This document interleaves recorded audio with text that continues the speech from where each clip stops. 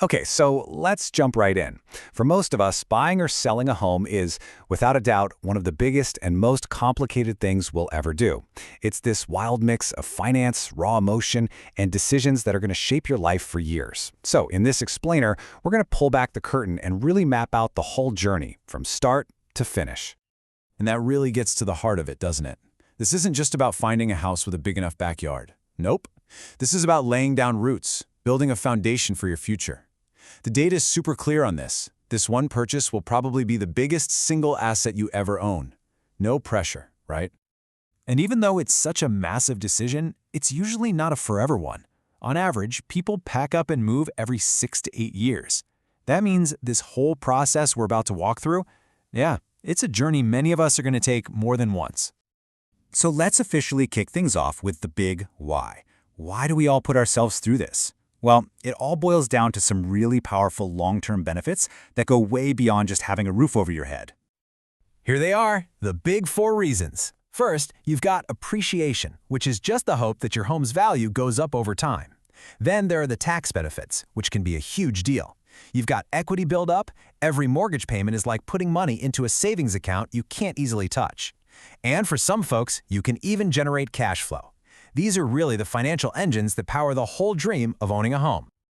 All right, so you've decided to take the plunge. Now you hit your first major fork in the road. Do you go for something brand spanking new or a place that's already got a little bit of history?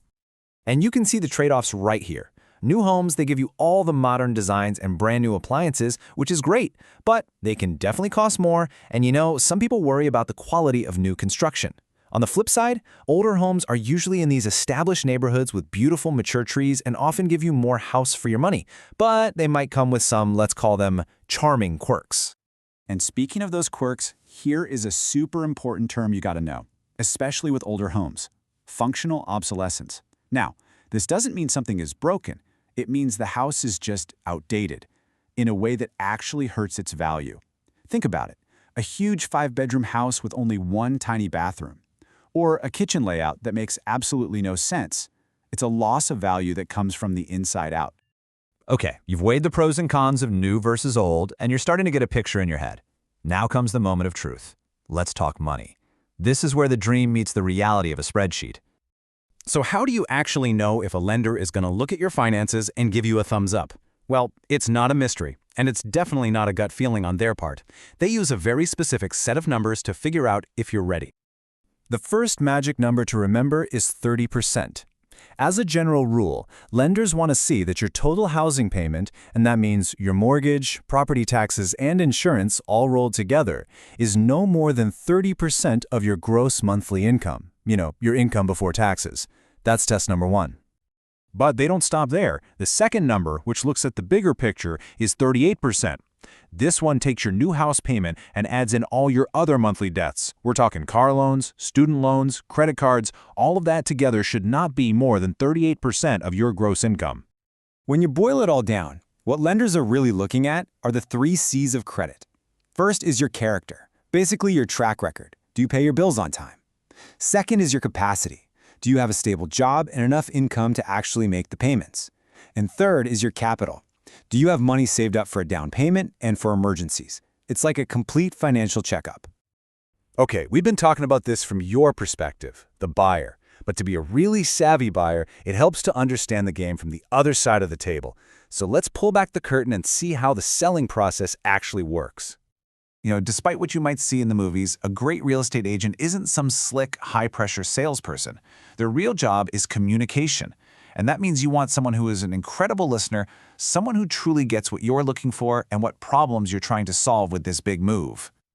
And this is exactly why that personal connection is so crucial. In a huge decision like this, nothing beats sitting down face to face. A good agent is going to want to do that to build trust and really dig into your needs. It's a great sign that they're invested in finding you the right home, not just any home. So, you've connected with an agent. You're financially qualified, and you've found a property you're really interested in. How do you get from that first look to actually holding the keys in your hand? Well, there's a pretty clear path that you'll be guided along. You can kind of think of it like a 7-step dance. It starts with the agent doing their homework on you and the property. Then they make contact and qualify you, just like we talked about. From there, it's planning the showings, walking you through the house, helping you work through any concerns or objections, and then finally, guiding you through making an offer, the close. And getting that deal done successfully really comes down to these core ideas. Your agent should always have your needs front and center. They should know how to build your confidence in a decision, not pressure you into it. And honestly, a great agent is always learning, always adapting, because they know that every buyer and every house is unique. So, we've walked through this process that has helped people find their homes for decades. The basics of finance, of communication, of negotiation, they're pretty timeless. But it does leave us with one last big question to think about. As our world changes, as the economy shifts and our priorities evolve, how is that great American dream of homeownership itself changing for the next generation?